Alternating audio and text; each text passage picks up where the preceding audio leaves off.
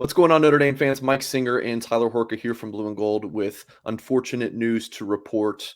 Fighting Irish sophomore quarterback Tyler Buchner is out for the 2022 season with a shoulder injury that he suffered against Marshall late in the fourth quarter. Tyler, just tell us about this and what Marcus Freeman had to say. Yeah, anyone that saw the play, I actually tweeted it out on Sunday.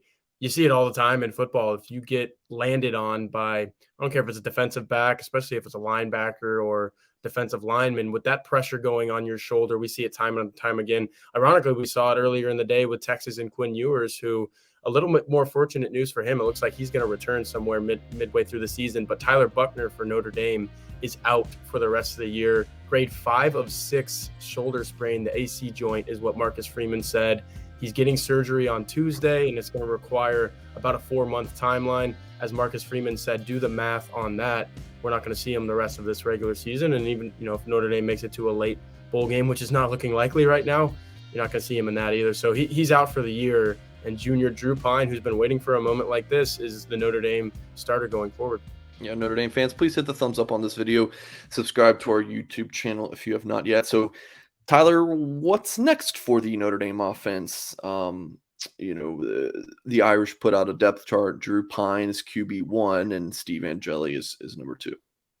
Yeah, it's interesting that Marcus Freeman said Monday that he doesn't expect the offense to change much, but I asked Tommy Rees straight up, during the quarterback competition or maybe right after when Tyler Buchner was named the starter over Drew Pyne, how difficult was it to kind of manage a quarterback competition where you have two guys with completely different skill sets? Because let's face it, Tyler Buchner can run. That's the strength of his game. He had 2 rushing touchdowns against Marshall. Notre Dame isn't in that game late without Tyler Buchner's legs and moving the chains to get first downs with his legs. Drew Pyne can't exactly do that. I don't think Notre Dame wants him out on the perimeter running, but what Drew Pyne can do is execute a read option, a zone read. He can hand off to one of Notre Dame, fake a handoff to one of Notre Dame's 3 backs and get the play going one way and then go the other way. And he can throw the ball on the run. If he's behind the line of scrimmage and he needs to get out and improvise a little bit, I think Drew Pyne can do that. What he can't do is rush for 40, 50, 60 yards and a couple touchdowns in the game. So you're going to see a little bit different game plan that way. But overall, I don't think that the scheme changes all too much, but you do lose a huge element with Buchner's legs. Now, if Pyne can make up for that and hit some of the deep balls that we saw Tyler Buchner miss on last week, then Notre Dame's offense could potentially improve if Pyne is a great passer.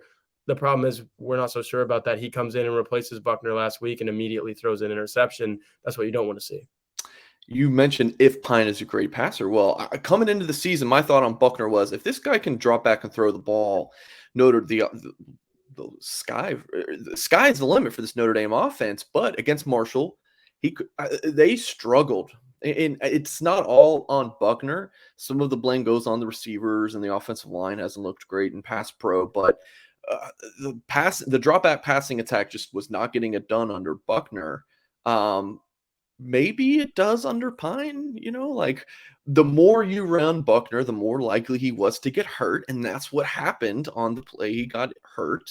Every time I talked about Buchner's injury history, I'd always knock on wood. And it's so unfortunate that it's happened, especially this quickly in the season.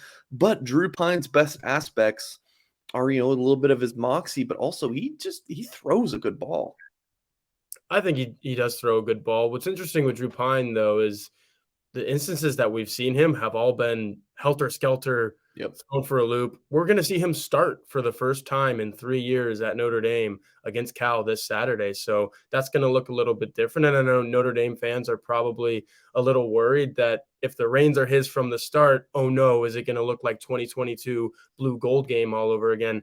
I wrote a column after that blue gold game. I don't put much stock in spring games because it's just a spring game. It's an opportunity for fans to watch somewhat a semblance of a real game of football. I don't think that's the Drew Pyne we're going to see now. Is he going to make some mistakes going forward? Yeah.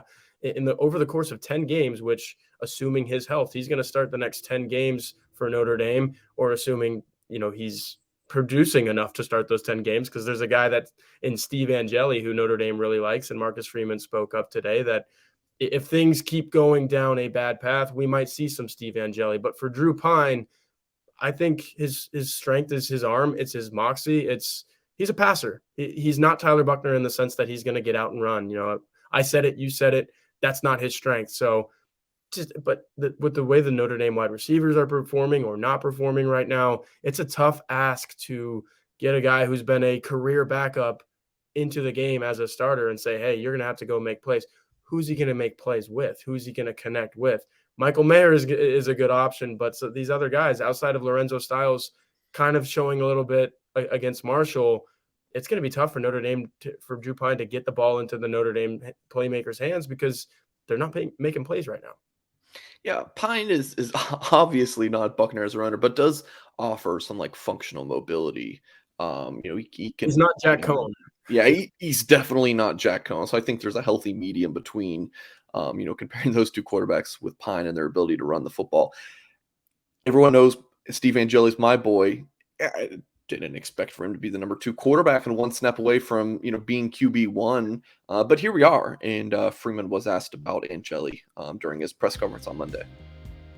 Yeah, he said that Steve Angeli is a very capable player. And I think he also said that he's going to funnel 60% of first-team reps to Drew Pyne and then 40% to Steve Angeli. So like you said, Mike, this is a one-play-away type situation. And we talk about Drew Pyne's size. He's not the biggest guy. Now, is Notre Dame going to put him in positions to take a hit like Tyler Buchner took the other day against Marshall? No, but you go back and watch that play. Like I said, I tweeted it out. That's a football play. That happens every single game if you're asking your quarterback to run a little bit. So over the course of 10 games, that is out there for Drew Pyne to maybe take a hit like that. And then you have Steve Angeli, who, by the way, is probably Notre Dame's most durable quarterback on the roster. Ron Powlus is a big guy, but he's the 4th string quarterback for a reason. And if it gets to Ron Powlus, then things have gone completely awry with injuries and, Notre Dame not playing the way that it wants to. So Steve Angeli's right there. And I watched him throughout fall camp as I focused on the offensive side of the ball during fall camp. And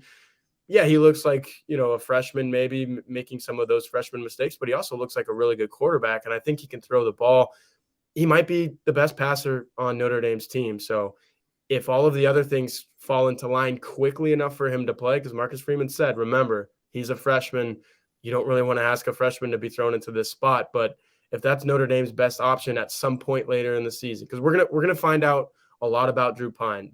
He's a polarizing guy with Notre Dame. I think a lot of people say the moxie is enough and he's going to be successful. A lot of other people say he's just not a Notre Dame quarterback. He's not going to be able to lead Notre Dame to double-digit win season or make enough plays to say, yeah, he's the guy that Notre Dame needs in this spot. So we're going to learn a lot about him. And if it's enough bad things that we learn about him, then I think we do see Steve Angeli at some point this year. Crazy start of the season for the Notre Dame Fighting Irish. Cannot believe 0-2, Buchner out for the year. And then Cal comes to town, and we'll definitely cover that more in another video with Tyler Horka. So, guys, please make sure you hit the thumbs up before you get out of here. Subscribe to our YouTube channel, and go to blueandgold.com for all the coverage of this big news. And as always, we'll catch you next time.